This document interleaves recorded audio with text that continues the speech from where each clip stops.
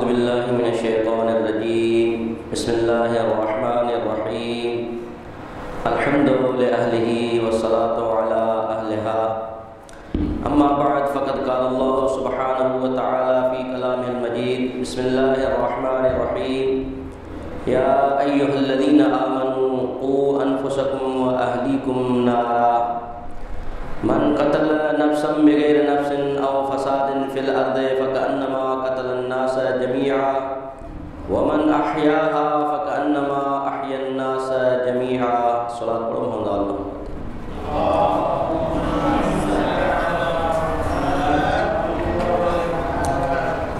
سامعین محترم، جیسا کہ یہ ماہ مبارک رحمتوں برکتوں مغفرتوں والا مہینہ تھا، چل رہا ہے، جس کے 2 عشرے گزر چکے ہیں رحمت برکت کا، اور آخری عشرہ اس کا بھی آدھا حصہ گزر گیا، باقی چند دن ہی بچے ہیں جو کہ ظاہراً مغفرت کے نام سے مشہور ہے۔ ویسے تو پورا مہینہ ہی رحمت برکت مغفرت کا ہے، لیکن جس نے ابھی تک اپنی مغفرت نہیں کروائی تو ابھی بھی کچھ ایام ہیں جس میں وہ ایسے اسباب پیدا کر کے اپنی مغفرت کروا لے۔ تو اس مغفرت کے حوالے سے، بخشش کے حوالے سے خداوند تعالیٰ قرآن مجید میں ارشاد فرماتا ہے کہ اے ایمان والو قوا انفسکم و اہلیکم نارا، اپنے آپ کو اور اپنے اہل و عیال کو بچاؤ جہنم کی آگ سے۔ تو اس آیت کریمہ سے 2 چیزیں سمجھ میں آتی ہیں کہ اس ماہ مبارک میں انسان فقط اپنے آپ کی فکر نہ کرے، فقط اپنے آپ کی مغفرت کی فکر نہ کرے، فقط اپنے آپ کو جہنم کی آگ سے نہ بچائے، بلکہ جس طرح اپنی فکر کرتا ہے، اپنی تقوی و پرہیزگاری کی فکر کرتا ہے، اس مہینے میں جس طرح خود عبادتیں انجام دیتا ہے، دعائیں مانگتا ہے، محرمات سے بچتا ہے، اسی طرح اس آیت سے یہ معلوم ہوتا ہے کہ قوا انفسکم و اہلیکم نارا، کہ اپنے آپ کے ساتھ ساتھ جس طرح اپنے نفس کی فکر کرتے ہو، اپنے آپ کو بچاتے ہو، اسی طرح اپنے اہل و عیال کو بھی جہنم کی آگ سے بچاؤ۔ تو اولاد کی ذمہ داری، گھر والوں کی ذمہ داری، اہل و عیال کی حفاظت کی ذمہ داری بھی انسان کے اوپر ہے۔ جس طرح اپنی فکر کرے اسی طرح اپنے اولاد کی فکر بھی کرے،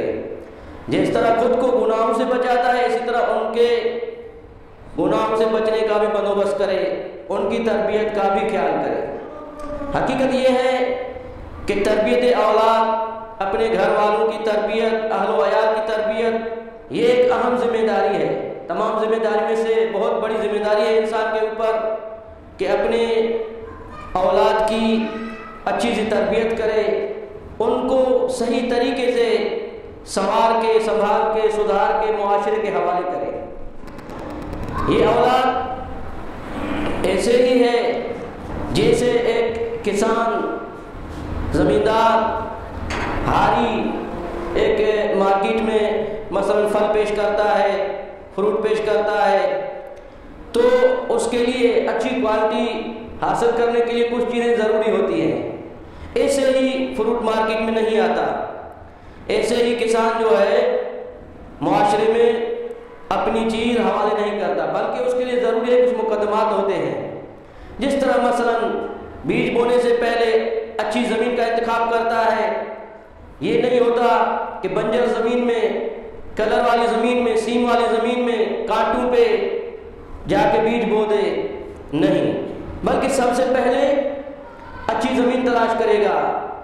اس کے بعد جب بیج بوئے گا تو فقط یہ کافی نہیں ہوتا بلکہ پانی کا خیال رکھتا ہے، اس کے ساتھ مثلا خودرو گھاس اگاتی ہے، اس کو اکھاڑنا پڑتا ہے، اسپرے کرنا پڑتا ہے، بیماری سے محفوظ رکھنا پڑتا ہے۔ یہ اگر مثال سمجھ میں آ گئی تو ایسے سمجھو تربیت اولاد انشاءاللہ سمجھ میں آ جائے گی کہ دیکھو ہاری جو کسان ہے وہ کس طرح ایک چیز، پھل ہے مثلا آم کا پھل ہے یا اناج ہے، پھول ہے، کوئی بھی چیز وہ کس طرح معاشرے کے حوالے کرتا ہے۔ جب وہ پوری دن رات محنت کرتا ہے، اس درخت کی حفاظت کرتا ہے، اس کو وقت پہ پانی لگاتا ہے، درندوں سے، چرندوں سے، پرندوں سے حفاظت کرتا ہے، جب اتارنے کا وقت آ جاتا ہے تو بڑے احتیاط سے اہتمام سے اتار کے پیٹی میں بند کر کے مثلا مارکیٹ تک پہنچاتا ہے۔ تو اسی طرح یہ جو اولاد ہم معاشرے کے حوالے کر رہے ہیں، یہ بھی اس میں بھی کچھ مراحل ہیں، مقدمات ہیں۔ سب سے جو پہلا مرحلہ ہے، یعنی میں آنے والی نسل کی بات کر رہا ہوں کہ اگر آپ چاہتے ہیں کہ معاشرے میں اچھی اولاد دیں تو کس طرح دے سکتے ہیں؟ اس کے لیے ماں باپ کو چاہیے کہ جو آنے والی نسل ہے اس کے لحاظ سے اپنی اولاد کی جو شادی کروائیں، اس کے لیے سب سے پہلے اچھی بیوی کا انتخاب ہونا چاہیے۔ جو بھی شادی کرنا چاہتا ہے جوان شوہر کے لیے چاہیے کہ اچھی بیوی کا انتخاب کرے۔ یہ زمین کی مانند ہے، کیونکہ روایات میں ہے کہ پیغمبر اسلام نے کیا فرمایا، ایاکم وخضراء الدمن، کہ خبردار اپنے آپ کو اس گھاس سے، اس پھل سے، اس جڑی بوٹی سے بچاؤ جو خضراء الدمن ہے، جو گندگی پہ اگتی ہے۔ پوچھا گیا کہ خضراء الدمن کیا ہے؟ تو پیغمبر اسلام نے فرمایا وہ حسین عورت، وہ حسین بیٹی جو گندے ماحول میں پلی ہو، بیکار گھرانے میں پلی ہو، تو اس سے بچو، اپنے آپ کو اس سے بچاؤ، یعنی نیک عورت کا انتخاب کرو۔ تو جس طرح صحیح زمین کا انتخاب کر کے ہی بیج بویا جاتا ہے، اسی طرح صحیح اولاد حاصل کرنے کے لیے سب سے پہلے اچھے خاندان سے انسان اپنی اولاد کی شادی کروائے، یا جو بھی جوان چاہتا ہے کہ معاشرے کے حوالے نیک اولاد حوالے کرے تو اس کو سب سے پہلے چاہیے ہوگا کہ نیک بیوی کا انتخاب کرے، کیونکہ جس طرح بنجر زمین میں بیج نہیں اگ سکتا، اسی طرح بیکار عورت، بے دین عورت، فاحشہ عورت کے ہاں سے آپ نیک اولاد کی تمنا نہیں رکھ سکتے۔ مولا علیہ السلام نے کیا فرمایا؟ یہ ہمیں درس ہے کہ عقیل کو کہا کہ میرے بھائی میرے لیے ایسی عورت تلاش کرو، ایسا خاندان تلاش کرو جو بہادر ہو، شجاع ہو، تاکہ میں اس عورت سے شادی کروں، جو بچہ پیدا ہو، بیٹا پیدا ہو، وہ بہادر ہو اور حسین کے کام آئے، دین کے کام آئے۔ تو عزیزو، اگر کوئی چاہتا ہے کہ ایسی اولاد جو اسلام میں کام آئے، حسینیت کے کام آئے، معاشرے کے کام آئے، دین کے کام آئے، تو اسے چاہیے ہوگا کہ سب سے پہلے نیک بیوی کا انتخاب کرنا ہوگا، اچھے گھرانے سے بیوی تلاش کرنی ہوگی، حسن ہے، صورت ہے، یہ بات کے مرحلے ہیں۔ سب سے پہلے جو تنبیہ کی گئی ہے، اہمیت دی گئی ہے، وہ ہے سیرت، نیک سیرت ہو، با کردار ہو، با حیا ہو، با عفت ہو، پاک دامن ہو عورت، تبھی جا کے یہ مراحل ہیں، یہ مقدمات ہیں، تبھی جا کے ایک اولاد آپ معاشرے کو صحیح حوالے کر سکتے ہیں۔ تو آئمہ علیہ السلام نے ہمیں سکھایا کہ اگر ایسی اولاد چاہتے ہو جو دین کے کام آئے، اسلام کے کام آئے، تو اس کے لیے نیک خاندان، دیندار گھرانے سے آپ کو چاہیے ہوگا کہ انتخاب کریں۔ یہ پہلا مرحلہ ہے، یعنی نیک بیوی کا انتخاب۔ اس کے بعد کے مراحل ہیں بہت سے، یعنی حتیٰ کہ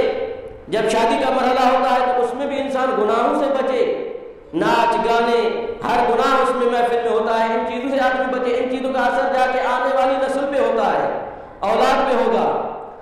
تو ابتدا سے یہ مراحل ہیں، حتیٰ کہ جب انسان اپنے حقوق ادا کرتا ہے تو اس وقت کے احکامات ہیں، باطہارت ہو، اللہ کا ذکر ہو، بسم اللہ الرحمن الرحیم پڑھنی چاہیے، یہ نہ ہو کہ شیطان بھی شریک ہو جائے۔ روایت میں ہے کہ جو بھی مثلا ان مراحل میں بھی اللہ کو یاد نہیں کرتا تو شیطان شریک ہو جاتا ہے، بسم اللہ نہیں پڑھتا مثلا، تو یہ بالکل ایک اسٹیج بائی اسٹیج درجات ہیں، مراحل ہیں تربیت کے، یعنی اگر ان کا انسان خیال کرے گا تو امید ہے انشاءاللہ کہ اولاد نیک اور صالح پیدا ہوگی۔ اسی طرح جب بچہ ماں کے شکم میں آ جاتا ہے، یہ ایک مرحلہ ہے کہ اس کے دوران ماں کو چاہیے کہ اپنی غذا صحیح رکھے، شوہر کو چاہیے کہ حلال غذا گھر میں لائے، اور عورت کو چاہیے کہ گناہوں سے اپنے آپ کو محفوظ رکھے۔ جو بھی یعنی جس طرح یہ بچہ جب ماں کے شکم میں بن رہا ہے تو جو جو صفات ماں کی ہوں گی وہی بچے میں منتقل ہوتی ہیں۔ آپ دیکھتے ہیں کہ جس طرح مثلا بچہ پیدا ہوتا ہے، پیدا ہونے کے بعد ہم کہتے ہیں کہ ظاہری صفات میں، جسم و جسمانیت میں، بھائی یہ ماں پہ کیا ہے، یہ باپ پہ کیا ہے، اس کے ہاتھ باپ جیسے ہیں، اس کی آنکھیں باپ کی آنکھوں جیسی ہے۔ تو جس طرح یہ پورے کا پورا بچہ ہمارے جسمانی کیفیت میں ماں باپ پہ جاتا ہے، تو اسی طرح جو روحانی صفات ہے، کردار ہے، اس کا اثر بھی بچے پہ ہوتا ہے۔ حکم ہے کہ جب مثلا بچہ ماں کے شکم میں ہو تو ماں کو چاہیے کہ گناہوں سے اپنے آپ کو بچائے، غصہ نہ کرے، پریشان نہ ہو، خوش و خرم رہے۔ آپ ایسی تصاویر گھر میں لگائیں،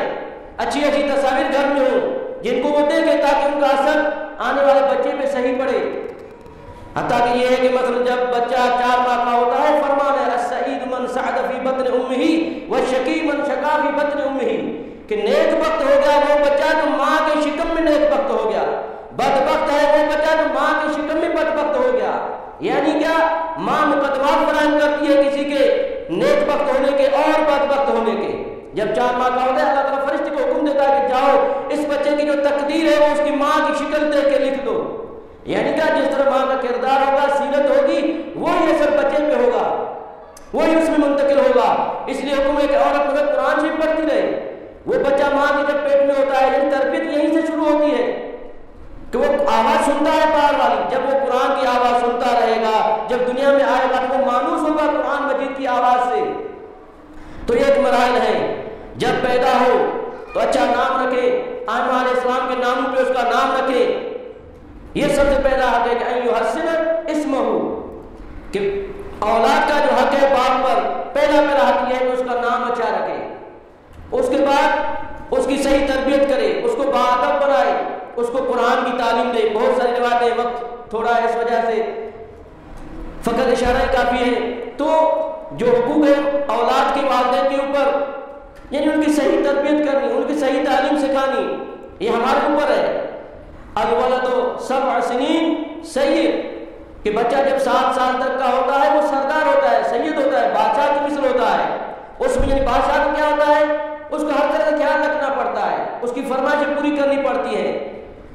تو اسی طرح بچہ جب 7 سال تک کا ہو تو آپ اس کی فرمائشیں پوری کریں، اس کا خیال رکھیں، صحت کے ساتھ ساتھ روحانی اعتبار سے بھی اس کا خیال رکھیں۔ حقیقت یہ ہے کہ یہ جب پہلے 7 سال ہوتے ہیں، اس میں یہ روایات ہے، مثلا فرماتے علموا انفسکم واہلکم الخیر، کہ اپنے آپ کو اور اپنے گھر والوں کو نیکی سکھاؤ، وادبوہم، اور ان کو ادب سکھاؤ۔ یعنی سب سے پہلے حقیقت یہ ہے کہ اولاد کی تربیت کرنے سے پہلے ہمیں اپنی تربیت کرنی ہوگی۔ جب تک ہمارا کردار گھر میں صحیح نہیں ہوگا تب تک اولاد صالح نہیں بن سکے گی۔ یعنی سب سے پہلے جو ذمہ داری ہے وہ ہم کو اپنے آپ کو ٹھیک کرنے کی ہے۔ یہ 7 سال جو ہے، پیغمبر اسلام فرماتے ہیں کہ بچے جو کچھ آپ کرتے ہیں وہ سیکھتے ہیں، ان کا ذہن بالکل خالی ہوتا ہے۔ جس طرح یہ کیمرہ ہے آپ نے آن کی، تو اس میں جو کچھ میں حرکت کروں گا، جو کچھ میرے اشارے ہوں گے، جو میرے کام ہوں گے، اس میں ریکارڈ ہوتے جائیں گے۔ تو اسی طرح اس بچے کا ذہن جو ہے روایت میں ہے خالی زمین کی مثل ہوتا ہے، آپ جو کچھ اس میں بوئیں گے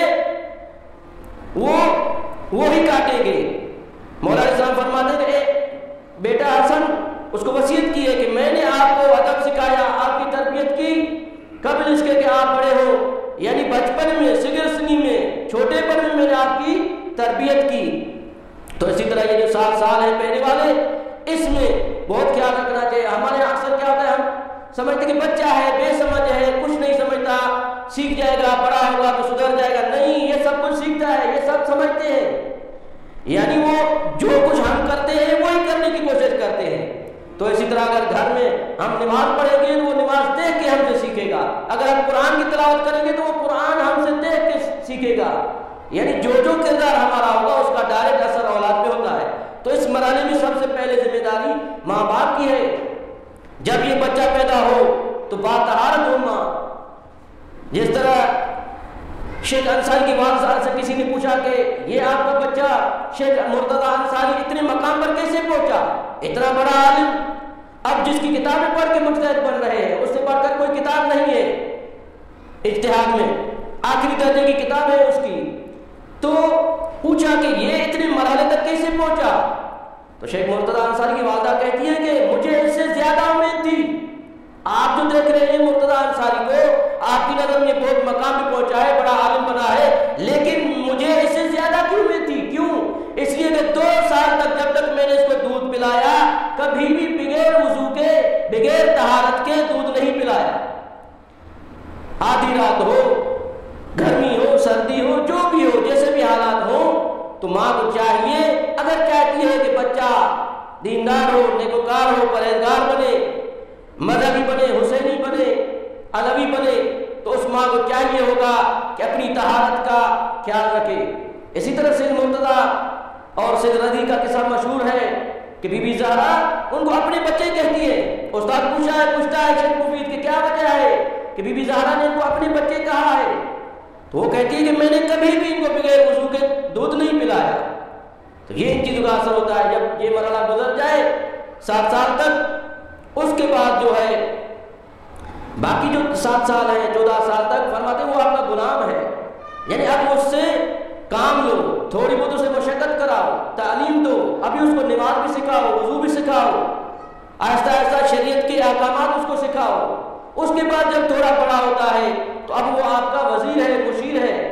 اس سے آپ مشورہ لو، اس سے آپ رائے معلوم کرو، ابھی اس پہ زور زبردستی نہ کرو، اس کو مارو پیٹو نہیں۔ اس میں ایک آیت ہے کہ حضرت ابراہیم علیہ السلام نے جب خواب دیکھا کہ میں اپنے بیٹے کو ذبح کر رہا ہوں، ذبح کرنے کا حکم ہوا ہے، تو وہ نبی تھے، نبی کا خواب سچا ہوتا ہے، وہ ذبح کر سکتے تھے، واجب تھا ان پہ، لیکن کیا کہتے ہیں یا بنی انی اذبحک فانظر ماذا تری، یہ جو ماذا تری ہے اس میں حضرت ابراہیم علیہ السلام سے پوچھتے رہے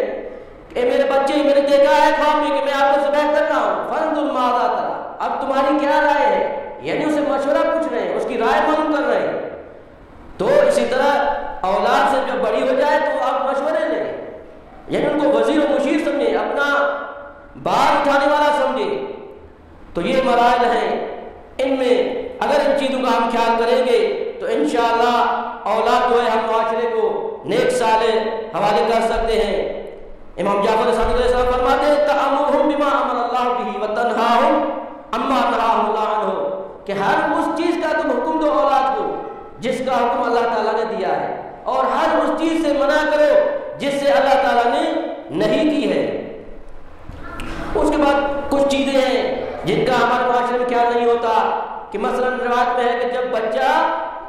6 سال کا ہو جائے، بچے میں اکثر ہمارے معاشرے میں اس طرح ہی ہے، ایک ساتھ سوتے ہیں یا مطلب رشتے دار ہوتے ہیں، ان کو بوس کنار کرتے ہیں، ان کو گود میں بٹھاتے ہیں۔ یہ روایات میں ہے کہ جب 6 سال کا بچہ ہو جائے، بچی ہو، تو اس کو کوئی نامحرم، ماں باپ جو اس کے محرم ہے وہ مسئلہ نہیں، باقی جو نامحرم ہے ان کو نہ بوسہ دینا چاہیے بچی کا، اسی طرح جو بچہ 7 سال کا ہے نہ وہ کسی نامحرم عورت کا بوسہ دے سکتا ہے، نہ اس کے گود میں مثلا بٹھاؤ اس کو۔ حتیٰ کہ روایت میں ہے کہ الصبی الصبی والصبی والصبیۃ والصبیۃ والصبیۃ یفرق بینہم فی المضاجع ل10 سنین، جب یہ 10 سال کے ہو جائیں تو چاہے بہن بھائی ہو یا 2 بھائی ہوں یا 2 بہنیں ہوں، یعنی 3 صورتیں ہیں، یہ نہیں کہ مطلب آپ 2 بھائی ہیں 10 سال کے تو ان کو ایک ساتھ بستر میں سلا دیں، نہیں، ان کو علیحدہ بستر لگا دو، 2 بہنیں ہیں ان کو علیحدہ کر دو، بہن بھائی ہیں ان کو علیحدہ کر دو، تاکہ صحیح تربیت ہو سکے۔ اور اسی طرح ان کے ذریعے سے جب چھوٹے بچے ہوں، روایت میں امام فرماتے ہیں کہ ان کے ذریعے یعنی نیکیوں کی مشق کراؤ، تمرین کراؤ، مثلا ان کے ہاتھ سے صدقہ دلواؤ، چاہے روایت میں ولو بالکثرت من الخبز، چاہے روٹی کا ایک ٹکڑا ہی کیوں نہ ہو، وہ اپنے بچے کو دو تاکہ کسی محتاج کو دے، ضرورت مند کو دے، بھوکے کو دے، تاکہ اس میں سخاوت کی عادت پڑے، تاکہ وہ بڑا ہو کے کنجوس نہ بنے، یہ نہ ہو کہ کسی دوسروں کا حق چھینے، اپنا نہ چھوڑے، بلکہ اس میں یہ عادت پڑے کہ بھائی دنیا کو دینا ہے، کسی کے کام آنا ہے، سخاوت کرنی ہے، محتاج کو کھلانا ہے۔ تو یہ جب بچہ چھوٹا ہوگا آپ اس کے ذریعے 1 روپو دے دے، روٹی کا ٹکڑا دے دے، کوئی بھی نہیں، ولو قلیل وَإِن قَلَّ، امام فرماتے شیء، کوئی چیز بھی دو، ٹافی ہے مثلا اپنے بچے کے ہاتھ میں دے دی، چھوٹا بچہ ہے 4 سال کا ہے 5 سال کا ہے، اس کو سمجھائے کہ بچہ بیٹا یہ دوسرے دوست کو دے دو، یہ دوسرے ساتھی کو دے دو، تو اس طرح اس میں سخاوت کی عادت پڑے گی۔ یعنی ہم عملی طرح جب یہ کردار ادا کریں گے تو انشاءاللہ ایک اچھی اولاد ہم معاشرے کے حوالے کر سکتے ہیں۔